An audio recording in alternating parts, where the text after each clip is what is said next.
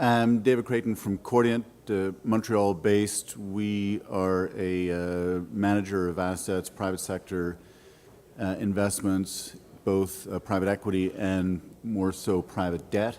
We've raised $2.4 billion over the past 12 years, primarily from institutional investors, pension funds, insurance companies in North America and Europe.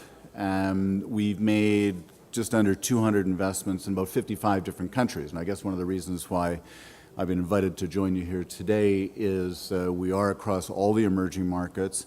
Africa is a very significant and probably the fastest growing region within our portfolio. And we have a very unique perspective on how Africa fits into the broader scale of investments and transactions that we're doing across the emerging markets. To respond to your question about where I believe the greatest opportunity is, and I think I would just look at supply and demand, and the demand, if you reflect on some of the comments by Donald Kaberuka of the African Development Bank, and that there's roughly $93 billion worth of infrastructure requirements across the African continent on an annual basis going forward. His challenge and the challenge of the official donors is that they figure they can probably cover about 50% of that, and the other 50% they don't know where it's going to come from. You compound that with the retreat of the commercial banks as a result of Basel III and domestic issues that are going on, and you have an opportunity, which I see. And so that's where I'm going to leave it for now, but that's where I see the opportunity. And David, you have a slightly different strategy where you provide debt financing. And so just wondering, how do you work with private equity funds to do this? And how do your loans in Africa, how do they perform relative to other emerging market regions? Well, two questions. An interesting one, the concept of working with private equity funds. Having managed both the private equity fund for Africa and separately having done a number of debt transactions in Africa, the one element that I see as common, regardless of whether you're thinking about infrastructure or manufacturing or what have you, is that the private equity model, I think, is faulted. And the reason for that is that if there are cost overruns, if there are reschedulings, if there's troubles that the business comes into, you quite often need more equity in order to prop the deal up.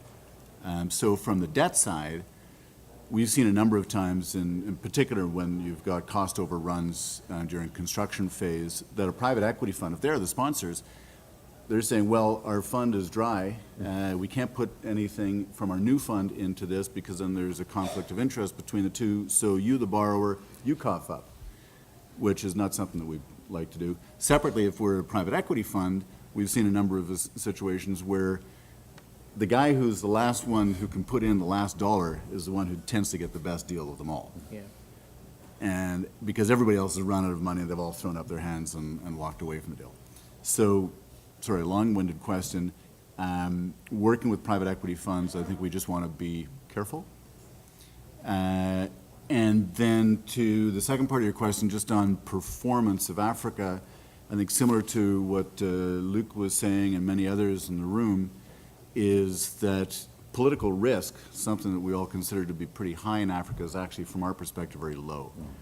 And arguably substantially.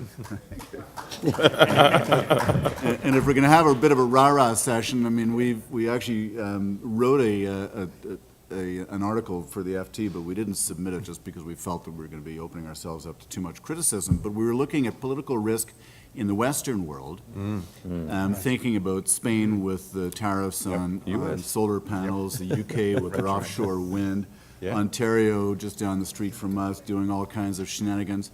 I mean, if any of the countries that we were involved in tried to pull off some of these arrogant moves, they would get bombed back into the last century. So as a result, political risk from our perspective is low, the performance is high, and everybody's having a pretty good time.